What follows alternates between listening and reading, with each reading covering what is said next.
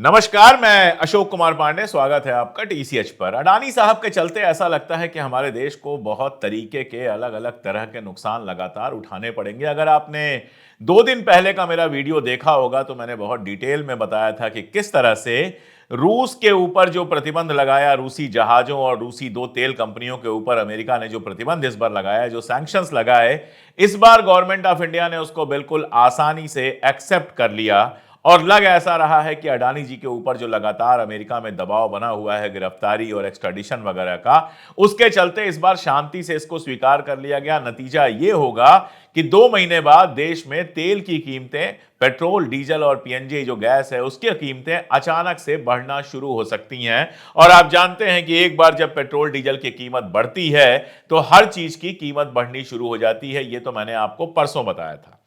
कल की खबर यह है, और इसके पहले मैं इसका जिक्र कर चुका हूं, कि अडानी साहब अब हथियार भी बना रहे हैं। मतलब दुनिया की कोई ऐसी चीज नहीं है जो अडानी साहब नहीं बनाएंगे, भले उनके पास कोई एक्सपर्टीज हो ना हो, भले उनके पास कोई एक्सपीरियंस हो ना हो। तो इंडियन आर्मी के लिए अब जो हथियार बनाए जाएंगे उसका एक हिस्सा, बड़ा हिस्सा अडानी साहब बनाएंगे। और अडानी साहब का समझौता हुआ है इजराइल से। इजराइल में जो हर्मस ड्रोन बनते हैं, हर्मस ड्रोन के बारे में जिन लोगों ने इजराइल वाली मेरी पूरी सीरीज देखी होगी, जिसमें मैं लगातार इजराइल फलस्तीन पर अपडेट देता रहता हूं, तो उनको पता होगा कि ये हर्मस जो ड्रोन है ये इजराइल बनाता है। हर्मस 900 इसको कहते हैं। तो उसके साथ समझौता करके वही ड्रोन बन रहा है, उसी टाइप का ड्रोन बनाने की बात हो रही है और उसको नाम दिया गया है दृष्टि 10 ड्रोन। इसके अलावा भी बहुत सारे हथियार बनाए जा रहे हैं। बात है इस दृष्टि ड्रोन की जो अडानी साहब बना रहे हैं। अडानी साहब सरसों के तेल से लेकर ड्रोन तक सब बना रहे हैं, मैंने आपको बताया। इसका हो रहा था ट्रायल इंडियन नेवी के लिए। इंडियन नेवी जो है इसको खरीदने वाली है और उसके लिए ट्रायल हो रहा था। पोरबंदर के पास, महात्मा गांधी की जो जन्मभूमि है गुजरात में पोरबंदर, उसके तट के पास ट्रायल में ही यह ड्रोन फेल हो गया, जमीन पर गिर पड़ा। अब आप अंदाजा लगा सकते हैं कि किस तरह के ड्रोन वहां पर बन रहे हैं। एक ड्रोन जो बनता है, यह मत समझिए 150 रुपए का, 2-4-5 हजार का बनता है।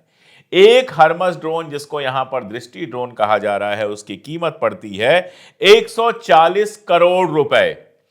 अडानी डिफेंस और एरोस्पेस जो है, अडानी डिफेंस एंड एरोस्पेस, उसका काम सिर्फ असेंबलिंग का है। सारा माल आता है इजराइल से। इजराइल की जो कंपनी है एल्बिट, उसके साथ इनकी साझेदारी है और यहां पर सिर्फ असेंबलिंग का काम होता है। दरअसल जब मेड इन इंडिया था तो भारत में चीजें बनती थीं। जब मेक इन इंडिया है तो भारत में असेंबलिंग होती है। वो जो शेर था, आप लोगों को याद होगा, अब तो कहीं दिखाई नहीं देता है, मेक इन इंडिया का, उसके बारे में भी कहा गया कि कहीं से नकल किया गया था। वो आप देखेंगे वो असेंबल शेर है।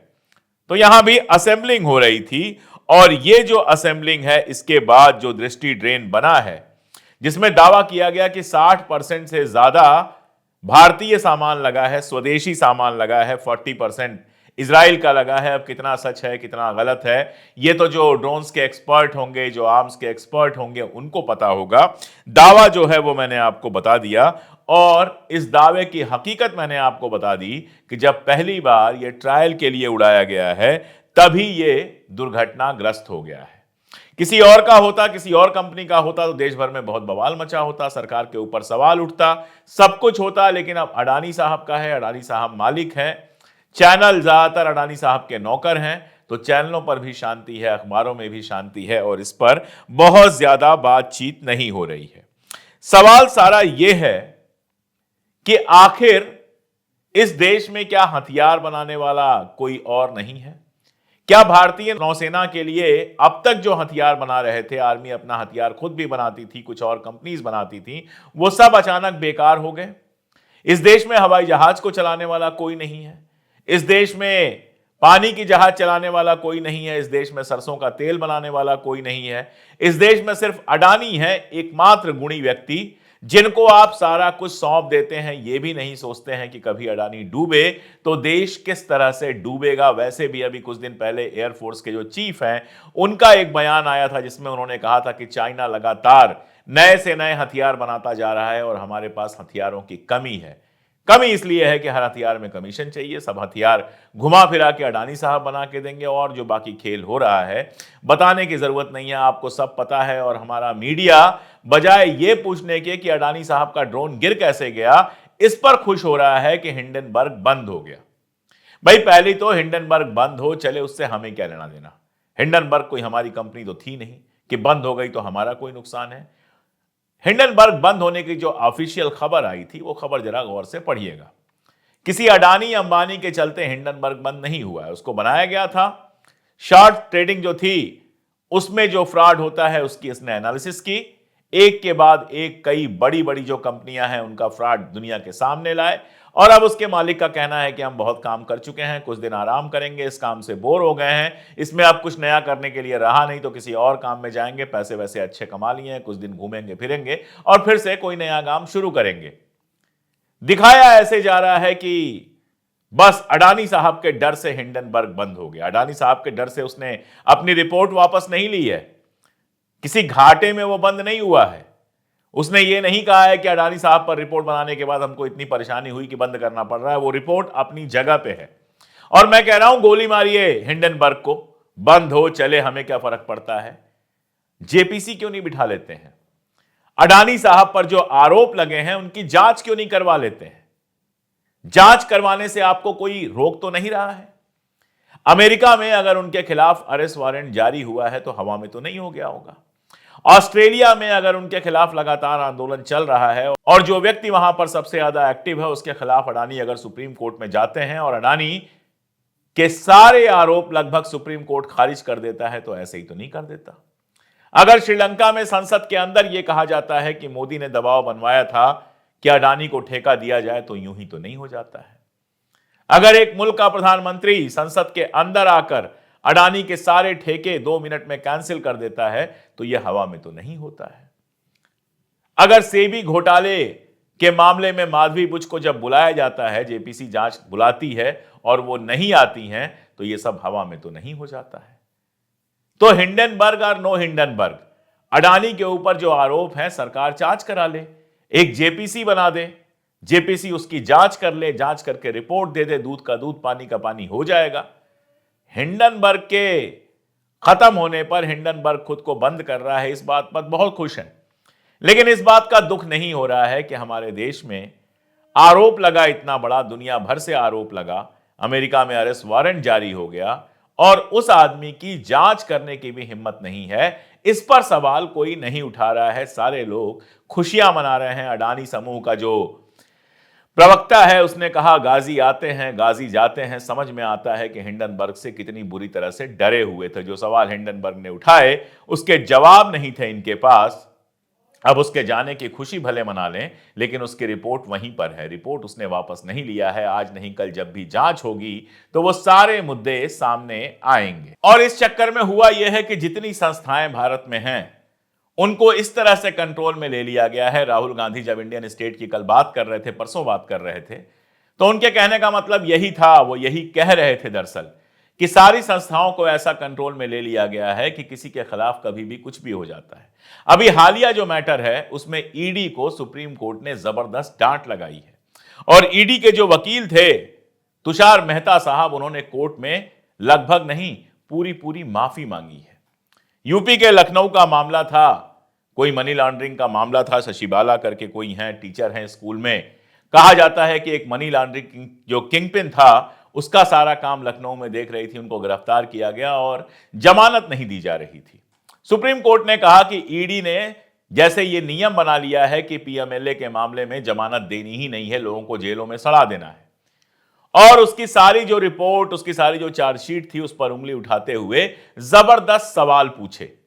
हालत यह हुई कि तुषार मेहता साहब जो देश के जाने माने वकील हैं, गवर्नमेंट को अक्सर रिप्रेजेंट करते हैं, उनको बाकायदा माफी मांगनी पड़ी कोर्ट के अंदर। तुषार मेहता साहब जो हमारे सॉलिसिटर जनरल हैं, उन्होंने कहा कि अनजाने में हुई गलती थी जो संवाद के कमी के चलते हुई और उसके लिए माफी मांग रहा हूं मैं। इसके पहले भी ईडी पर सवाल उठा चुका है सुप्रीम कोर्ट। इसके पहले भी ईडी को सवालों के घेरे में रखा है जब ईडी के एक सीनियर ऑफिसर ने कहा था कि अब हम इस तरह के जो मामले हैं उसमें सोच समझ के गिरफ्तारी करेंगे। एक बार और सुप्रीम कोर्ट ने हमला किया, कहा कि आप सबके मोबाइल और लैपटॉप जो जब्त कर लेते हैं, यह आपके अधिकार क्षेत्र में नहीं है, आप किसी का मोबाइल और लैपटॉप जब्त नहीं कर सकते हैं। अब यह सारा कुछ ईडी को क्यों सुनना पड़ रहा है? क्योंकि ईडी सरकार के इशारों पर काम कर रही है। सरकार जहां चाहती है वहां ईडी जाती है, जहां नहीं चाहती है वहां नहीं जाती है, जबकि यह संस्था बनाई गई थी स्वायत्त रूप से काम करने के लिए। लेकिन मैं आप ही से पूछ ले रहा हूं, आप किसी एक बीजेपी नेता का ऐसा नाम बता सकते हैं ईडी जिसके घर पहुंची हो और जिसकी गिरफ्तारी हुई हो? अडानी के ऊपर इतने बड़े बड़े आरोप लग गए, कभी ईडी ने जाकर कागजात की जांच करने की जरूरत की? बाकी सब छोड़िए ना, गुजरात में तो डबल इंजन की सरकार है, भारतीय जनता पार्टी की सरकार है। कोयला आयात के मामले में उसने सीधे अडानी पर आरोप लगाया था कि जितना मूल्य था उससे ज्यादा पैसा सरकार से वसूला गया और बचा हुआ पैसा वापस करने की बात की थी। आप बताइए, कोई ED, CBI, income tax Adani के घर पहुंची? नहीं पहुंची। लेकिन वहीं कोई विपक्ष का नेता होगा, अरे बाप रे, ईडी इतना फास्ट पहुंचती है कि मतलब उतना तेज तो शायद दुनिया का कोई जहाज नहीं पहुंच सकता। दिल्ली में चुनाव आए तो अरविंद केजरीवाल के खिलाफ केस चलाने की अनुमति मिल गई। झारखंड में चुनाव थे तो झारखंड के सीएम हेमंत सोरेन साहब को उठाकर जेल में डाल दिया गया। छत्तीसगढ़ में चुनाव आए तो बघेल साहब के खिलाफ केस बन गया। राजस्थान में चुनाव आया तो अशोक गहलोत और उनके करीबी लोगों के ऊपर केस बन गया। महाराष्ट्र में तो कितने केस बने हैं ये कहना ही मुश्किल काम है। लेकिन वहीं जो लोग लौट कर आ गए भारतीय जनता पार्टी में, लौट के क्या मतलब, जो लोग हाथ जोड़ के भाजपा में आ गए, उनके खिलाफ अगर ईडी का केस चल भी रहा था तो उसमें सब क्लियर हो गया। ऐसे में गलतियां होंगी ही, जब फंसाने के लिए चीजें आप करेंगे गलतियां होंगी ही। और कोर्ट में बार बार लताड़ पड़ने का मतलब यह है कि ईडी अपना काम ठीक से नहीं कर रही। अगर कर रही होती तो कोर्ट में इतनी लताड़ नहीं पड़ती।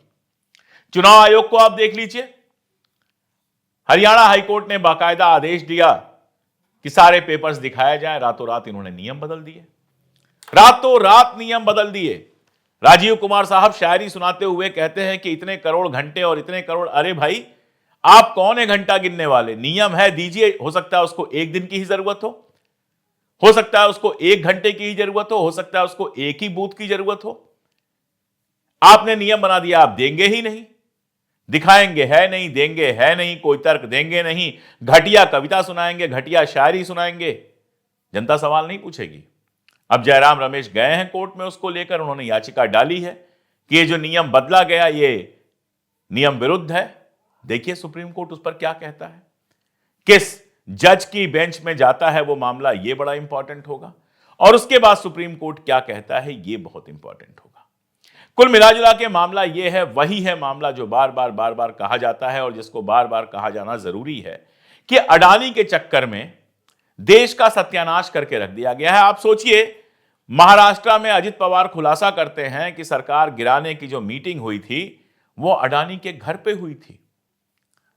एक बहस में एक साहब ने उससे कहा कि अडानी इकोनॉमिक मामला है, फाइनेंशियल मामला है, पॉलिटिकल मामला नहीं है। सॉरी, अडानी सिर्फ और सिर्फ पॉलिटिकल मामला है। अगर पॉलिटिक्स नहीं होती तो अडानी को सरसों का तेल से लेकर जहाज, ड्रोन और बंदूक बनाने का ठेका नहीं दिया जाता। इस देश में बहुत सारे पूंजीपति हैं, इस देश में बहुत सारे एक्सपर्ट्स हैं, इस देश में बहुत सारे अनुभवी लोग हैं। लेकिन अगर सब कुछ उठा के अडानी को दिया जा रहा है और बदले में अडानी सरकार गिराने की मीटिंग्स करा रहे हैं, और क्यों उनके घर पे होगी? क्योंकि सरकार गिराने के लिए जिस ब्रीफकेस की जरूरत होती है, जिसके अंदर 100 करोड़ 50 करोड़ रखे जाते हैं, वो ब्रीफकेस की व्यवस्था अडानी ही कर सकते हैं। बहुत सीधा सा मामला है, हमें लूटने की खुली छूट दो और तुम्हें सत्ता में बने रहने के लिए जो कुछ करना है उसके लिए जितने पैसों की जरूरत है वो मैं दूंगा। तो सत्ता में बने रहना इतना जरूरी है तो उसके लिए बार बार अडानी सेठ की तिजोरियां खुलवानी पड़ेंगी। तो अडानी सेठ 100 करोड़ लूटेंगे, 10 करोड़ आपको दे देंगे कि ले जाओ भाई सरकार बनाओ, और 90 करोड़ हमारा आपका लूट कर बैठ जाएंगे। मतलब आप कल्पना कर सकते हैं कि अडानी हथियार भी बना रहे हैं, जिनके पास कोई अनुभव नहीं है वो ड्रोन बना रहे हैं। और कल इन्हीं हथियारों के सहारे अगर हमको कोई लड़ाई लड़नी पड़ी और ये हथियार फुस कर गए, ये हथियार फेल कर गए, कोई क्या कर लेगा? आर्मी का बड़ा से बड़ा अफसर भी सरकारी अधिकारी होता है, उसके ऊपर भी दबाव पड़ेगा तो बेचारा कहेगा ठीक है जो हथियार मिल रहा है वो ले लो। लेकिन जब उन हथियारों से हमारा जवान जाएगा बॉर्डर पे लड़ने और उस समय वो हथियार धोखा देंगे तो ये कितना बड़ा देश के साथ धोखा होगा, ये आप समझ सकते हैं। कोई पर्सनल दुश्मनी नहीं है हमारी अडानी से। दुश्मनी यही है कि देश को जिस तरह से एक आदमी के हाथ में दिया जा रहा है, देश में जिस तरह से संस्थाओं को खत्म किया जा रहा है, सेबी तो खत्म ही हो गई, ईडी का जो हाल किया जा रहा है, सीबीआई का जो हाल किया जा रहा है, इलेक्शन कमीशन का जो हाल किया जा रहा है, यह सीधे सीधे देश के ऊपर हमला है दोस्तों। यह सीधे सीधे ऐसा एक खतरा है जो कभी भी हमारे सामने आ सकता है। एक कैपिटलिस्ट को हमने इतना मजबूत बना दिया है कि इंडिया इज अडानी जैसा लगने लगा है।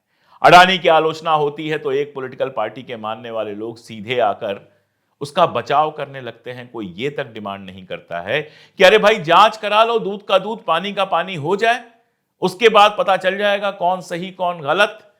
लेकिन यहां तो पहले था कि मोदी जी ने कहा है तो ठीक ही कहा होगा, अब है कि अडानी जी ने किया है तो ठीक ही किया होगा। भले उनके हथियार जंग के मैदान में आधे रास्ते में बर्बाद हो जाएं, आधे रास्ते में गिर जाएं और उसका खामियाजा देश को भुगतना पड़े, लेकिन खुद को देशभक्त होने का फर्जी दावा करने वाले लोग अडानी को भगवान बना के बैठे हैं। इसीलिए जरूरी है कि हम उन पर लगातार बात करते रहें। आज के लिए इतना ही, बहुत शुक्रिया।